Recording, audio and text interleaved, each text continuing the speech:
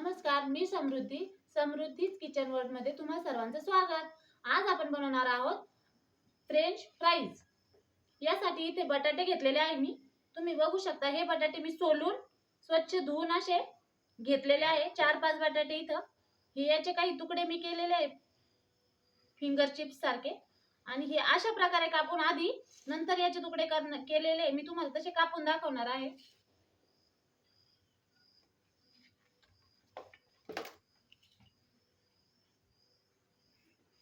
एका बटाट्याचे असे चिप्स सारखे 3-4 भाग करून आपण इथं फिंगर चिप्स सारखे चिप्स सगळे करून घेणार आहोत।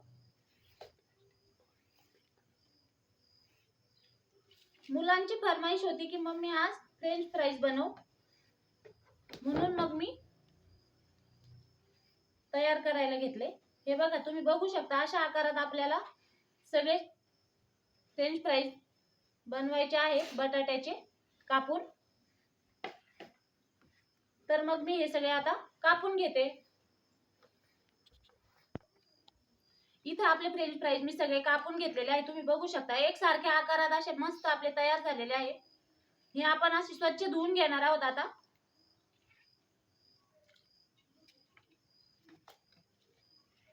2 पाण्याने मी याला स्वच्छ धुवून घेणार आहे। नंतर याला मसाला लावून मग फ्राय करणार आहोत आपण।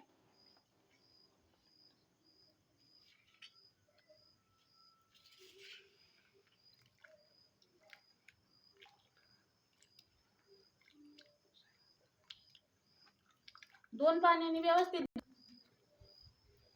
इथं आपले फ्रेंच फ्राईज मस्त धुवून असे मी कोरडे करून घेतलेले आहे। याला आता आपण मसाला लावून घेणार आहोत। या मसाल्यात मी लाल तिखट, हळद आणि चवीपुरतं मीठ टाकलेलं आहे। हा मसाला मी याला लावून घेणार आहे।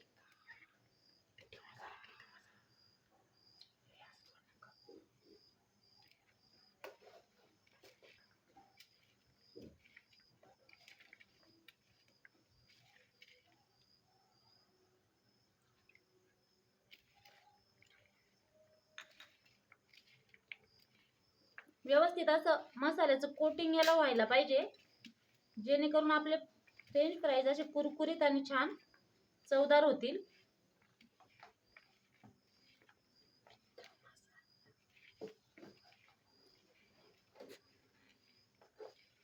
एकीकडे तेल आपण गरम करायला ठेवलेलं आहे।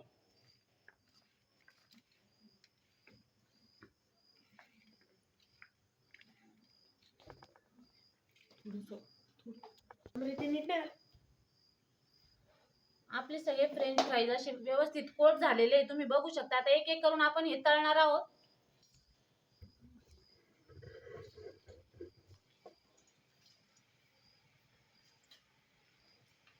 तेल इथं आपण आधीच गरम करण्यासाठी ठेवलेलं होतं, त्याच्यामुळे मस्त तेलाला ताव आलेला आहे।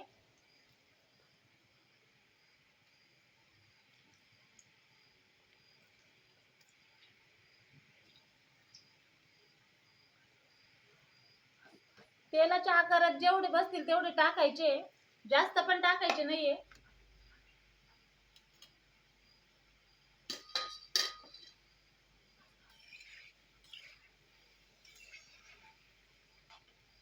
वाव, मस्त असे आपले कुरकुरीत कडक झालेले दिसत आहेत। तुम्ही बघू शकता।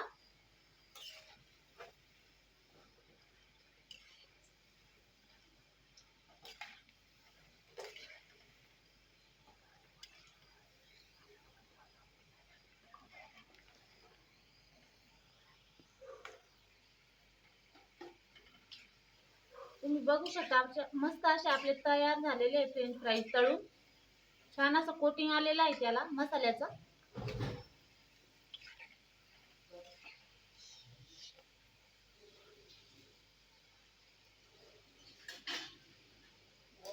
झाऱ्याच्या साहाय्याने आपण ते काढून घेणार आहोत।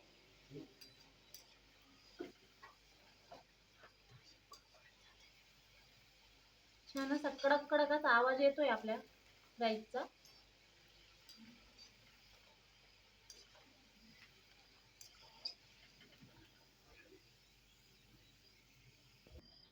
आपले फ्रेंच फ्राईज तयार आहेत। तुम्ही सॉस सोबत किंवा शेजवान चटणी सोबत खाऊ शकता। धन्यवाद। रेसिपी आवडली असेल तर लाईक आणि सबस्क्राईब नक्की करा.